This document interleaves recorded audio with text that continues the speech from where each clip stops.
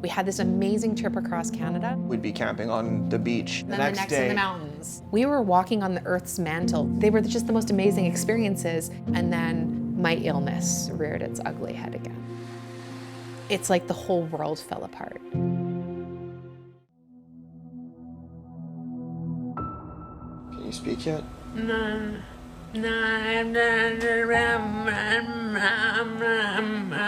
Okay, just relax. I can feel my body like trying to say it. Do you feel okay? Just yes or no questions. Do you feel okay? I hate watching that.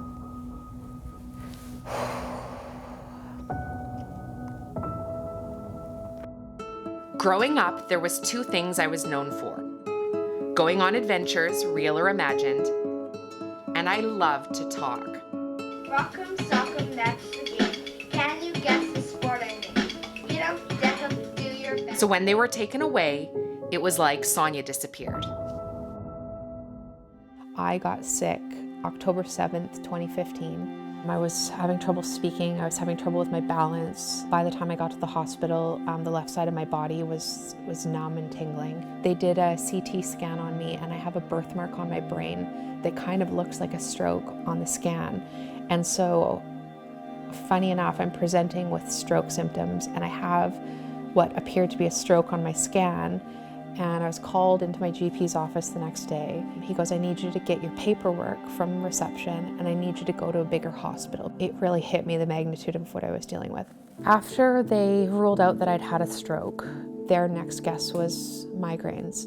This is the log that my neurologist who was looking at migraines had me create. And you see, I was basically in bed the entire month of October. So like some things were constant, some things were sometimes, right? Ear pain, headaches, the whole stuttering, the inability to read, confusion, nerve pain in my right jaw. Like I just have such weird symptoms. It would be things like sores all over my body. I had a lot of brain fog. Constant head pressure and pain, sensory numbness on one side of your body, fatigue. I don't even know if you can tell that I look pale and I have sores all over my face.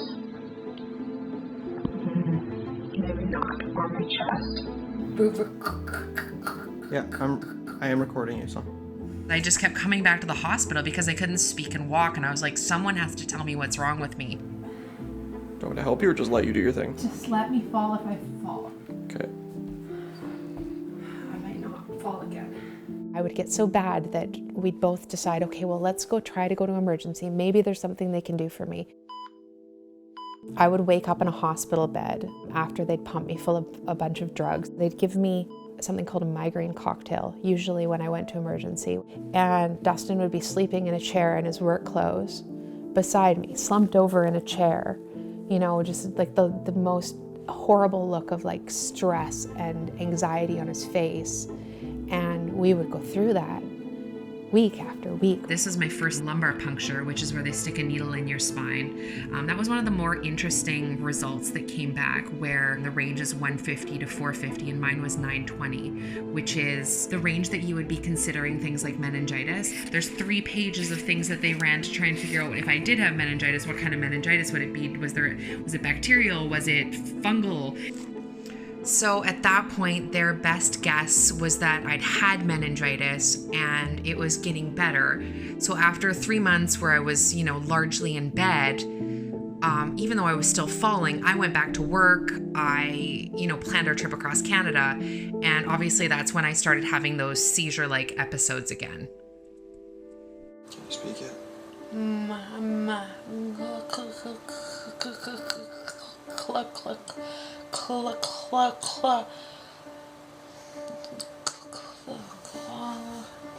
When you're like that, there's a disconnect and you're saying words, but they're not what you've just told your brain to say. And you just panic. Cold? I think, oh, for fuck's sakes. It's a long one. Yeah, it's about 4 minutes, 5 minutes. They'd say migraines, I'd see a migraine specialist. The migraine specialist would work me up for migraines. It wouldn't be a migraine. Then the migraine specialist would go, I think it's this. And there was always like a trail of clues where something would be slightly off, but any of the corresponding markers to diagnose me with anything would come back fine. We've had, at that point, been to see a million different doctors and specialists and ER visits. It just got to the point where I felt like a human science experiment. They would stick needles in my spine. They would shoot dye up my veins to look at veins in my brain. They would send me to a balance clinic and make me fall all day. I saw so many doctors, and they had so many ideas for what was wrong with me. Everything from infectious diseases to dermatological conditions to severe neurological conditions. I had everything.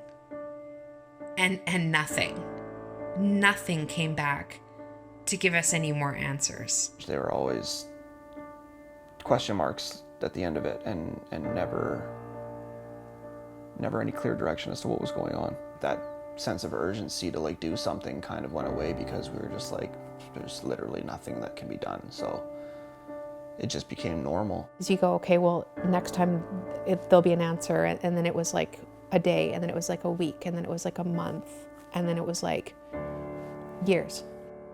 So this is my room. This is where I spent the better part of 3 years. It was very hard to be in here for as many hours and as many days and as many months and as many years as I was. Being undiagnosed and not knowing when it was going to be over or when I was going to have answers, and every day being exactly the same in my room, same 5 things to do: watch Netflix, eat food, go to the washroom, have my dogs here, and sleep. It was really hard, and it felt like my own personal jail. We obviously had different experiences through that period of our lives. I was really, really busy and just really tired. My days wouldn't just end with work and school. And they wouldn't begin with work and school either. Like, I would have to set Sonia up in bed with all of her meals for the day on her side table. I would have to walk the dogs before I left. And then when I got home, I was...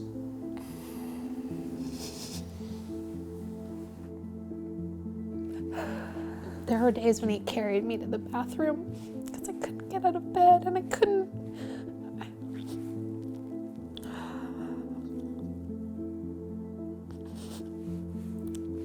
It was just really hard.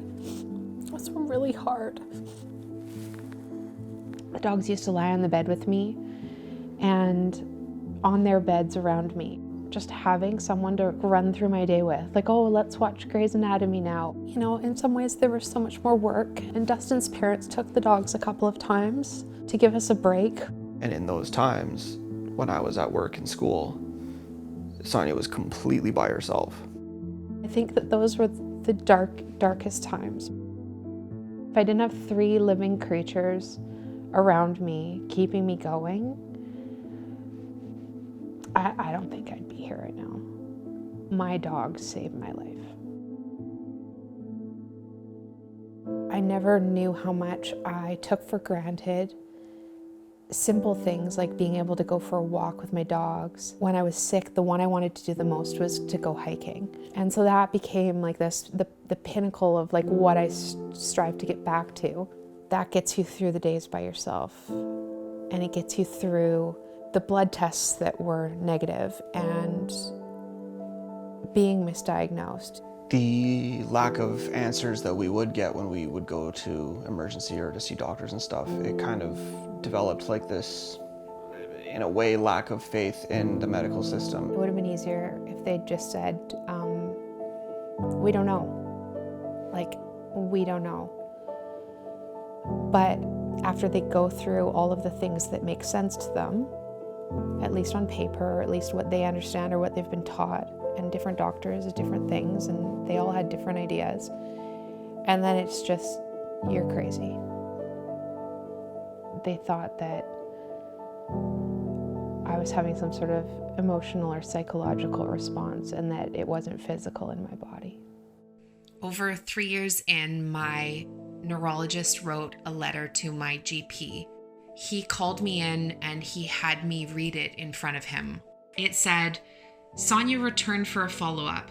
Even if the cause of her symptoms is non-psychiatric, it is likely that she has developed a component of a psychiatric dysfunction that could benefit from an appropriate investigation and potentially treatment." I cried. And had I stopped crying, I would have told him I would have gone and seen a psychiatrist, and I would have been medicated, and I would not have potentially ever gotten to my answer. But as I was crying, my GP was typing, and he was looking up neurologists to see if I could get a second opinion. Another neurologist had just opened his practice. He was a young doctor, and he could see patients that week. I had an appointment booked with him, and that was the beginning of the answer. The new neurologist had 3 ideas. He thought, and 2 of the 3 of them were gastrointestinal issues, and no one had even sent me to a gastroenterologist. And he said there's a bunch of gastro conditions that can manifest neurologically. It's very rare, and also it would be very strange for you to not have any gastro symptoms. He goes, these are the 3 things that, based on my experience, I think you could still possibly have that no one's looked into. I went in and I had a simple blood test, and I was diagnosed with celiac disease after an endoscopy, and that was my answer. And within 2 weeks of completely eliminating gluten from my diet, Sonia came back. It was the greatest moment. It's like happy, but it's like sad, because it's like it was just it was food. It was food. Like how funny and ironic is that?